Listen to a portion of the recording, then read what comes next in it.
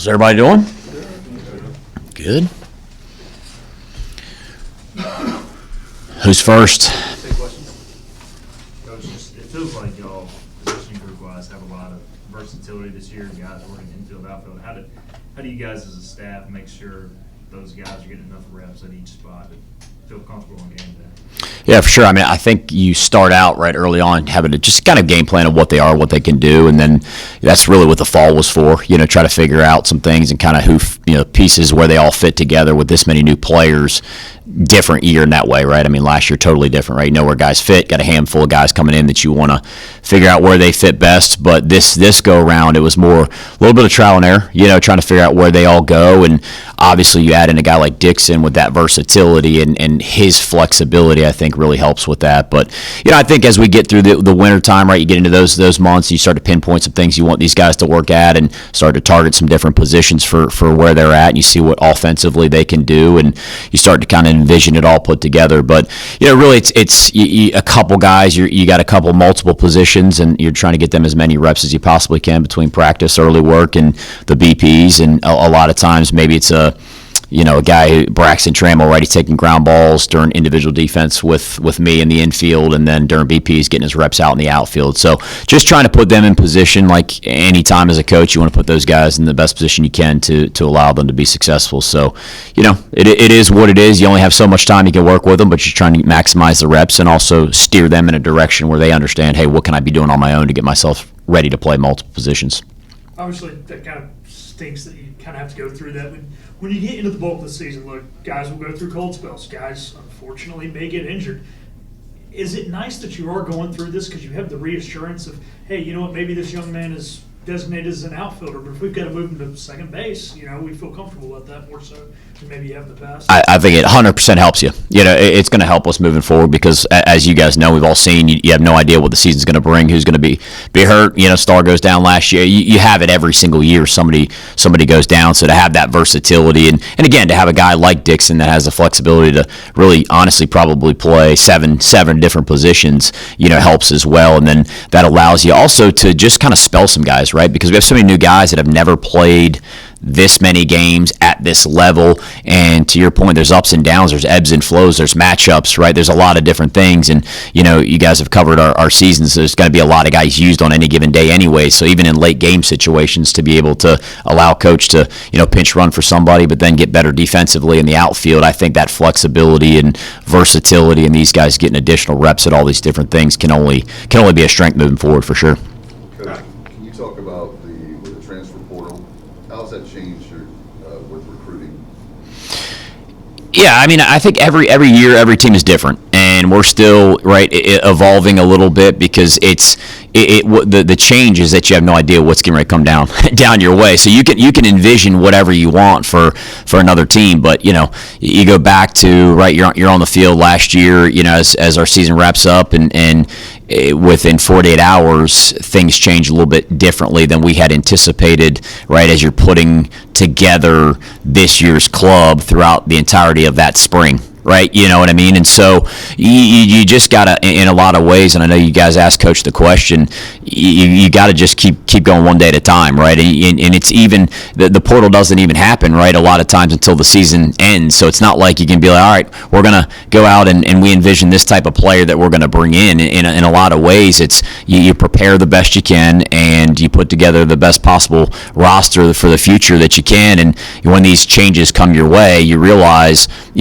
that this is what it takes to be successful, right? We've Coach touched on the history, the tradition, and what we've been able to accomplish, and we have a pretty good gauge on what we need in order to be successful at the level we want to be, and obviously also you envision, what you want to do to take another jump, right, and go where we want to go and get to Omaha and win the national championship. So you're always looking to, put the best talent on the field, obviously within staying in the, along the lines of the culture and the type of people that we want to bring into our program. So mixing those things together, kind of taking some blows here and there when things come up, and being able to adjust is something that you have to be able to do at this stage and how things are. To that point, just the newness of this roster, so many guys coming in. Cliff talked about how you guys have had to be patient as a staff, and what has it been like as you've gone through this fall of just having that patience with new guys? Yeah, I think it's a challenge, right? And every year's different, right? And so in a lot of ways, you have these returners last year in the program. You kind of know what to expect in a lot of ways, and practice is trying to get these guys to stay sharp, stay motivated in our processes and what we do, and understand that we need to continue to go out there and put together great practices, and that's going to pay off. That could be challenging, when you have that many returners, on the roster. So this year it's a different challenge, right? And I think as a coach, every team's a little bit different, and in a lot of ways, this team is exciting as a coach because every day we're trying to instill these processes that we know are successful. But we got to get these guys to buy into it, and they don't necessarily have the benefit of knowing, hey, if I do X, I'm going to get the results I'm looking for. And so you're trying to get those guys to understand, and it is being a big group now, having Parker Bird and Riley and Dixon and those guys that have been here and understand it, to continue to pull those guys in the right direction. That only helps. So, but that's really what we've been going through all fall, and getting these guys acclimated. And Coach touched on it. They're awesome kids. I mean, they really are. It's a really, really fun group and talented group of guys, all in one room, and that's the challenge for us as coaches this year. And Coach touched on it, is getting these guys to move. And I think for us to look up and say, hey, we know exactly how this is going to go, as he said, that's just not how this thing goes, right? So we're trying to get these guys as prepared as possible, play as many positions as we can. We got to get some guys healthy, and when we do that, it's going to be a fun ride, and I'm sure we'll be challenged like we always are. But the guys are doing a good job of that. We just got to keep pushing them that way. But to me, as a coach, it's an exciting team, an exciting year because of the challenges that it brings with this many new faces. Boucher was a guy y'all recruited a little bit in high school. Played some shortstop as a freshman at ODU. How has he done at that position? Kind of moving back there, looks like more full-time. Yeah, it's cool. When you see a player from afar, right? You recruit him, and then he goes and plays somewhere else, and then we got a chance to see him twice a year, and honestly got a chance to see his transition a little bit at shortstop. Right, he comes here, he's playing shortstop as a freshman. They then move him to first base. They had some good infielders, so I'm not exactly sure what transpired there or why the move, but getting an opportunity to going into the fall, wanted to just kind of see what it looked like, right? Because until you work with a guy every day and you get a chance to see him play in some games, some scrimmage situations, if you look at Alex on face value, his mobility, agility, it may not scream shortstop, but he's got the ability and the knack for kind of just being where the baseball is, right? Reading swing path, reading balls in the zone, knowing the game, knowing where to be, and you add up with that with the ability to catch the baseball and a plus arm, right? That in all reality, I love Joey Barini to death, and everybody's a little bit different, but that wasn't necessarily his strength. He made up for that in a lot of other ways, where Alex can be kind of put into some spots where he's got to throw off his back foot and do some different things, but he's got the pure arm strength of a big leaguer, so he can make up for some ground. So it's been fun to get him over there and just kind of work with him and dive into this thing and see, hey, what can he do? And he's played fantastic for us, which has allowed us the versatility of Dixon to kind of move some other spots. So excited to see what he can do ahead, but to this point, he's earned the right to play over there and done a great job so far. I know some things are pretty set in stone with the schedule, but obviously adding Coastal for a series, what kind of went into putting this schedule together with this new group?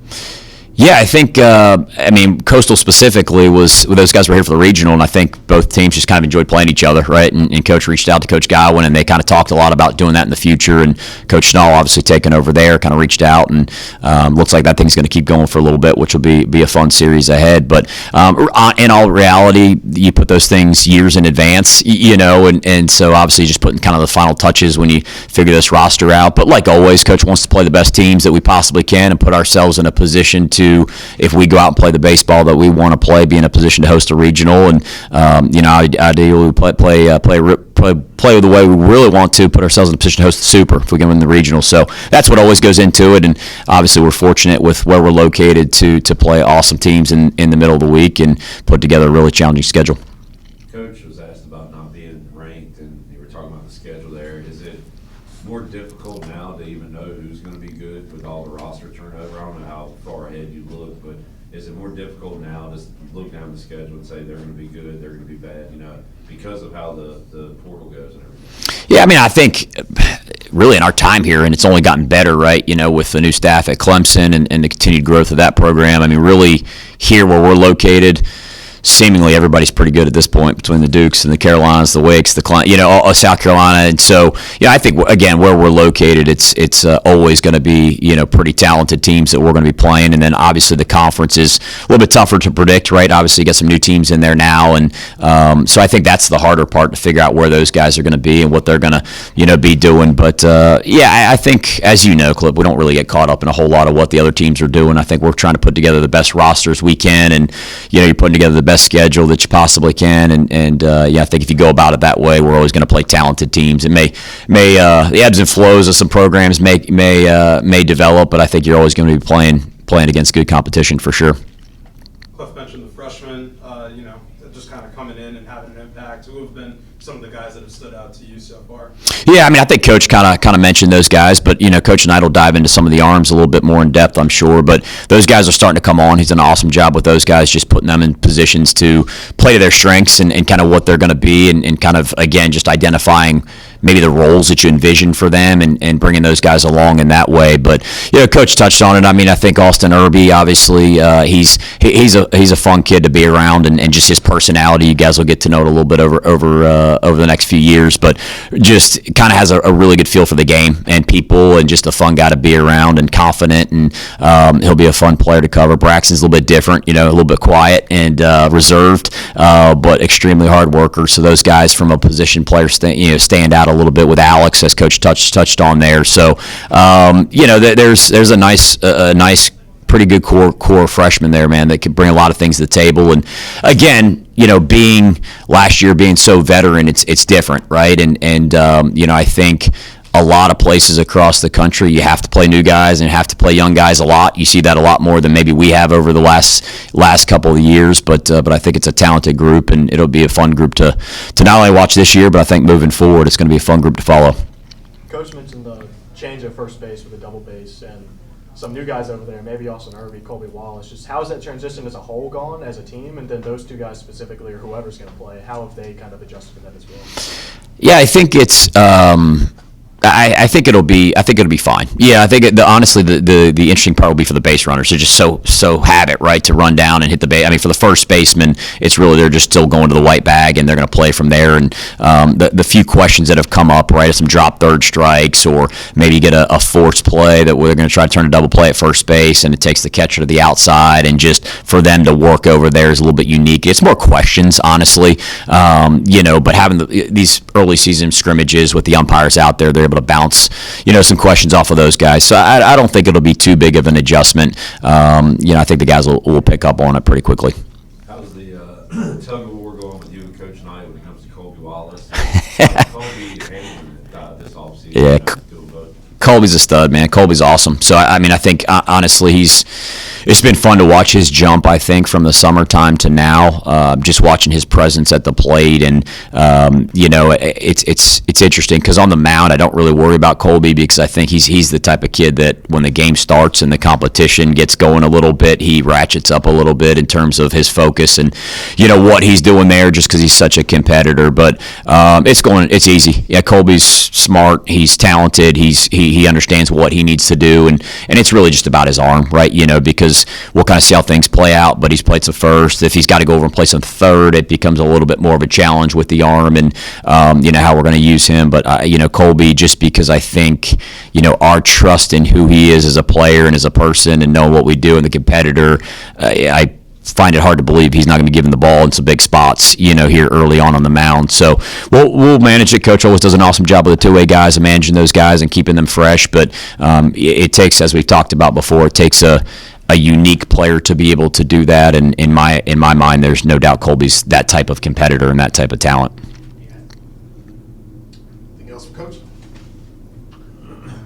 Thanks, Coach. Cool. You got it. Thanks, guys. Appreciate it.